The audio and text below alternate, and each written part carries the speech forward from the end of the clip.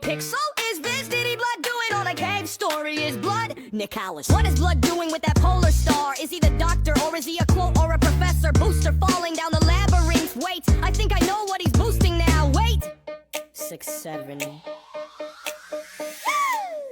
The deeper you dive and the longer you stay down, the longer the decompression will take. For example, when Dave dove to 271 meters, it only took him 17 minutes to get down, but his decompression on the way up lasted 12 hours.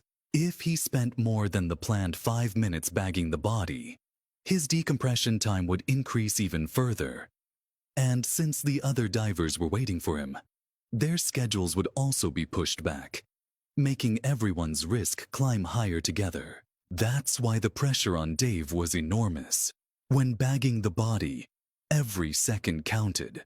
The day before the recovery began, he even held a meeting to warn the team. He told them that the most important person in a dive is yourself. If something goes wrong, you must take care of your own problem and not worry about him.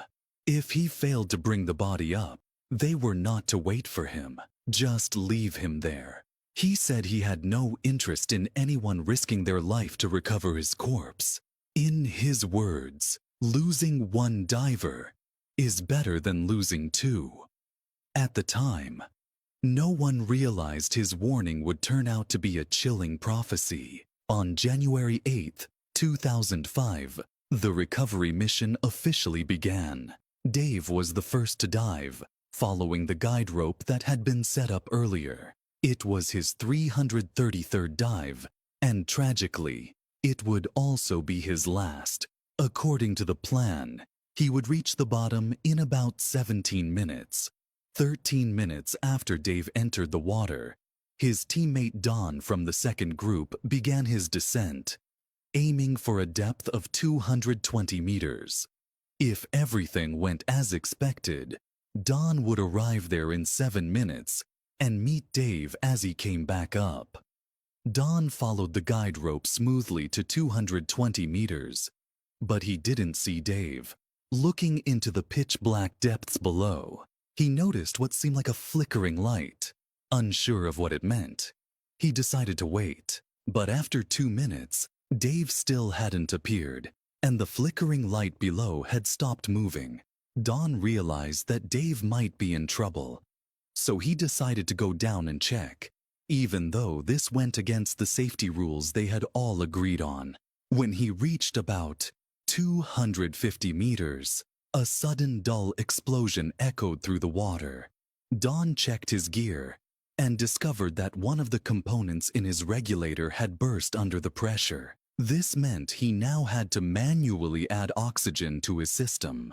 In that condition, not only could he no longer help Dave, but he could actually put them both in danger if he tried. Reluctantly, Don had no choice but to abandon the dive and begin ascending. Meanwhile, at 150 meters, the third group, Mark and Dusan, were waiting, but neither Dave nor Don appeared. They saw a faint light below, but only one, and they couldn't tell if it belonged to Dave or Don. They waited for 5 minutes, but when the 6th minute passed with no sign of either diver, they were forced to leave. Their gas supply and safety rules left them no other option, so they began their ascent. As Mark and Dusan ascended to 100 meters, they encountered the fourth group heading down. Mark quickly used his writing slate to explain the situation below, and the four of them then began rising together. When they reached 30 meters for decompression, the slate was passed to support divers who carried it to the surface. The message immediately disrupted the original dive schedule, and Mission Commander Verna decided to send the fifth diver, Steven, down to investigate. After passing several divers still decompressing, Steven reached 80 meters and spotted someone. It was Don. Don handed him a slate that read, "Dave is not coming back." Realizing how important this was, Steven skipped his decompression stops, hurried straight to the surface, and delivered the slate to the team on land. At the same time, Dawn was ascending and reached about 46 meters. Because he had gone 30 meters deeper than planned and was now rising too quickly. This mysterious man was secretly filmed in a cave in the interior of Brazil. He lived isolated, far from the city. He carried many bags of food and disappeared into the cave. Locals said he lived there alone, but something about that mysterious cave seemed wrong for many years. Many women disappeared in that same city. The police investigated the mysterious man who lived in the cave, but never found anything concrete. But what seemed to be just a strange man ended up becoming something much darker, an extremely frightening story. A team of police officers, still very suspicious, decided to film the cave during the early hours of Sunday to Monday. That's when they discovered that the man was actually hiding a terrifying secret. And he wasn't alone in the cave. And you won't believe what the police found inside this mysterious cave. What they filmed the man doing was something terrifying that has left the whole world in shock. Follow me and comment "cave" for part 2.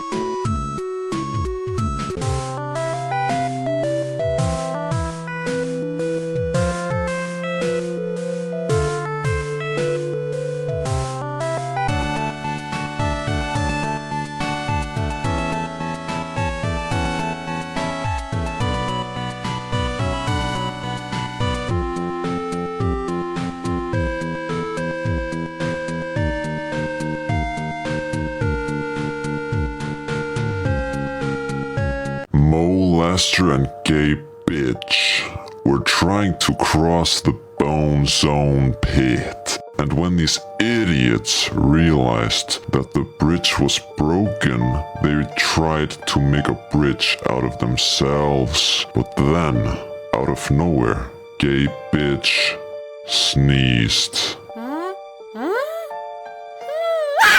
making them both fall down. To their horror and our laughter, the Bone Zone had a different meaning than they thought. So when the rescuers arrived on time, he fortunately mistake them for freaky toys. Finally, some relief. Yes. Oof. Oh, come on, yes. Alright, next one. Yes. Oof. Oh, come on, yes. The rescuer boned them both until they got reduced to bones. No, I don't need no. Yo, chill. And when the rescuer had left, the goon raccoon, also known as the raccoon, gooned on them. Final cherry on top.